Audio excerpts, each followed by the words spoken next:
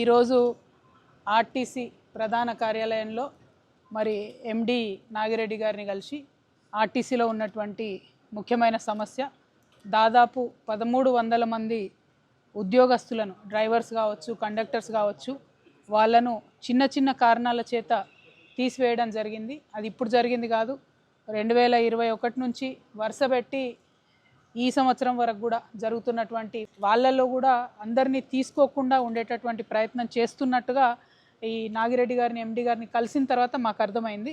మేము వారిని కోరడం జరిగింది. మొత్తం తీసివేసింది 1300 మందిని, అందులో 491ని తీసుకుంటామని మీరే జీవో ఇచ్చిండ్రు. అందులో మళ్ళీ ఏం కోతలు పెట్టకుండా మొత్తం 491 మందిని యథాతథంగా ఉద్యోగాలకు తీసుకోవాలని చెప్పి డిమాండ్ చేయడం జరిగింది. మరి ప్రభుత్వం ఆ దిశగా పాజిటివ్గా ఆలోచన చేస్తుందని చెప్పి నేను భావిస్తూ ఉన్నాను.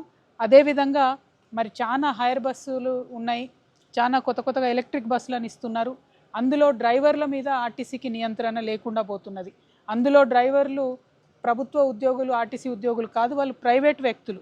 వారికి మన ఆర్టీసీలో ఉండి కష్టపడి పనిచేస్తున్నటువంటి డ్రైవర్లకి అందరినీ సరిసమానంగా చూడడం కరెక్ట్ కాదు. 1.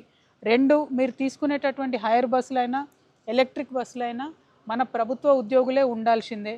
ఎందుకంటే వీరికి ఉండే శిక్షణ వేరు, వాళ్ళకు ఉండే శిక్షణ వేరు. ప్రమాదాలు జరిగినప్పుడు బాధపడడం కన్నా ఆర్టీసీలో ఉన్న అందరు డ్రైవర్లకు కూడా శిక్షణ ప్రభుత్వమే బాధ్యత తీసుకొని ఇప్పియాలి. హైర్ బస్సులైనా ఎలక్ట్రిక్ బస్సులైనా మన ఉద్యోగస్తులే ఉండాలనే డిమాండ్ ఇంకోటి చేస్తూ ఉన్నాము. అదేవిధంగా చాలా పెండింగ్ డ్యూస్ ఉన్నాయి, చాలా పెండింగ్ బిల్స్ ఉన్నాయి రావాల్సినటువంటిది. వాటన్నిటిని కూడా త్వరితగతిన రిలీజ్ చేయాలి. అన్నిటికన్నా ముఖ్యమైనటువంటి అంశం ఆర్టీసీని ప్రభుత్వంలో విలీనం చేసుకోవడానికి అన్ని రకాల జీవోలు, అన్ని రకాల ఆర్డర్లు సిద్ధంగా ఉన్నప్పటికీ ఆ అంశాన్ని పక్కకు పెట్టింది ఈ కొత్త ప్రభుత్వం. కాబట్టి కాంగ్రెస్ ప్రభుత్వాన్ని నేను డిమాండ్ చేస్తూ ఉన్నా, ఆర్టీసీని ప్రభుత్వంలో విలీనం చేసేటటువంటి ప్రక్రియను మీరు పూర్తి చేయాలి. దాని మీద శ్రద్ధ పెట్టి ఆలోచన చేయాలి.